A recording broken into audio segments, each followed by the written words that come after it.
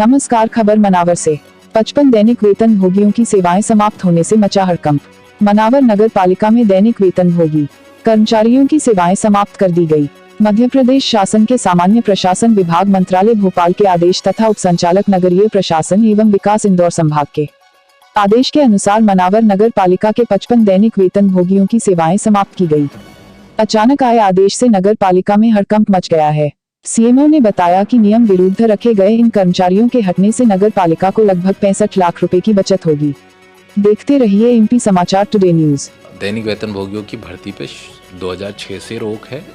2016 तक विनियमित का एक आदेश आया था। अभी जॉइंट डायरेक्टर महोदय का एक आदेश आया है कि आपके यहाँ जो भी दैनिक वेतन भोगी है उन लोगों को हटाएं ताकि स्थापना व्यय कम हो सके और संविदा भर्ती का जो अभियान चल रहा है वो, साथ ही जो रेगुलर भर्ती हमको पीआईसी के थ्रू करवाना है, हमारे यहाँ बहुत समस्या है, जैसे आरआई नहीं है, सभी विभाग के विभाग प्रमुख नहीं है, उनकी भर्ती करानी है तभी संभव हो जब हमारा स्थापना व्यय 65% से कम होगा, जो अभी 80% है। उसके दो ही तरीके, एक आय बढ़ाना और दूसरा हमारा व्यय घटाना।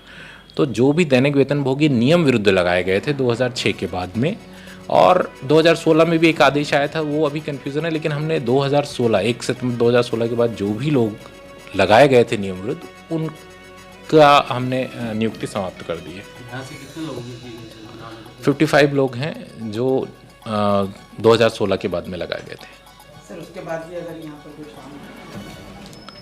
उसके बाद अगर कोई भी काम करेगा तो ये तो विभाग प्रमुख की जिम्मेदारी है। किसी से काम लेगा तो उससे उसकी सैलरी से वसूल करके हम दे देंगे, या स्थापना ने उसका बिल क्लियर करके हमको प्रस्तुत किया तो स्थापना से वसूली होगी।